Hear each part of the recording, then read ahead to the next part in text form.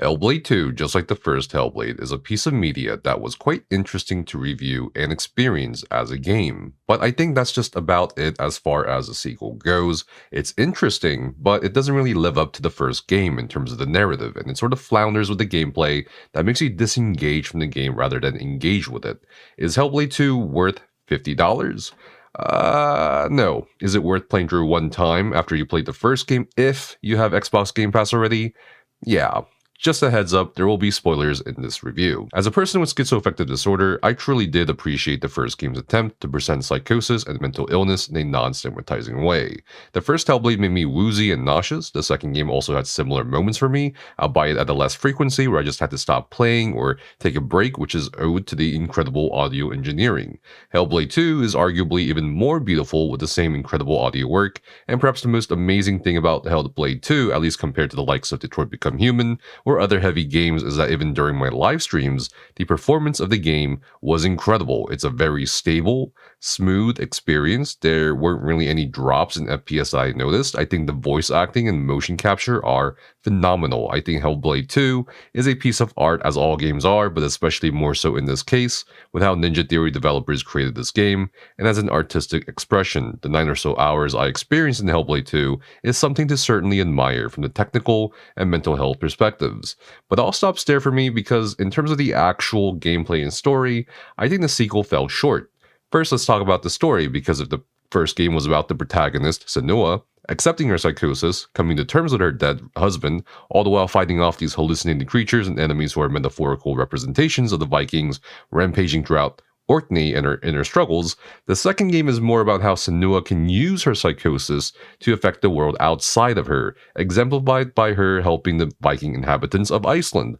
And I think this theme is all well and good, but how they represented enemies or creatures such as the giants, and how other people without Senua's psychosis also interacts with her and with what she experiences, created a massive hole in the narrative for me.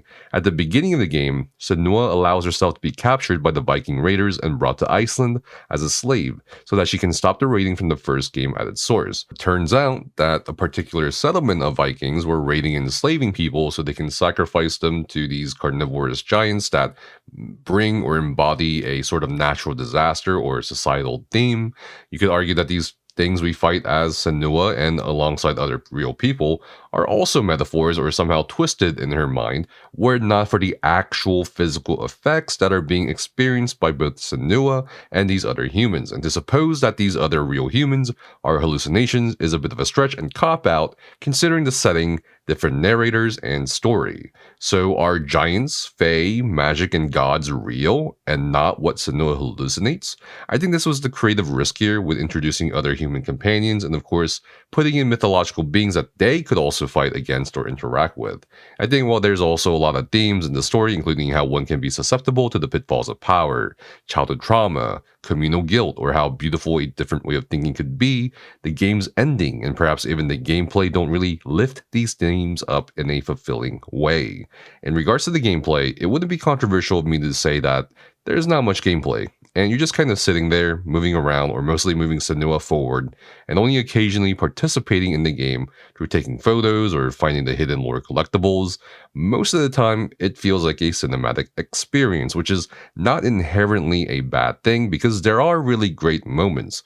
But when you're given the opportunities for combat play, it doesn't feel really impactful. The combat is too choreographed to where it doesn't feel like you ultimately have a say in when an enemy dies, because cutscenes or timed events make it so you get knocked away or knocked down by the enemies, which is ironic because it's supposed to be a game where, as a person in psychosis, you're taking control at last of yourself to where you're affecting the world around you. But instead, the game, at least for me, made me feel powerless and beholden to things outside of my control when I did momentarily have that control.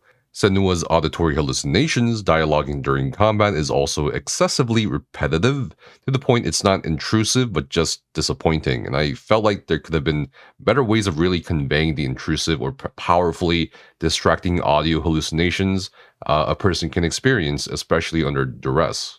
The puzzles were also underwhelming, and between the unengaging aspects of the gameplay combined with the, at time, needlessly slow movement, the game started to feel more like a chore where you just pressed forward to see what was at the end. Where there were gameplay improvements that could have been made based on what we saw with the first game, it doesn't seem like the developers focused too hard on the gameplay itself and tried really hard to come up with this story experience that at the end of the day feels a little forced. And in retrospect, I do think the idea of a sequel was fine, but I'm not sure if this was how they should have done it. Even perhaps a different character in a different setting, particularly a setting where mental illness or psychosis is stigmatized even more in other parts of the world, would have been welcome.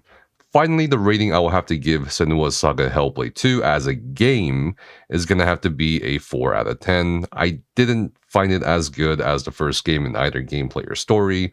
I think they missed out on a lot of other improvements they could have made for the game itself.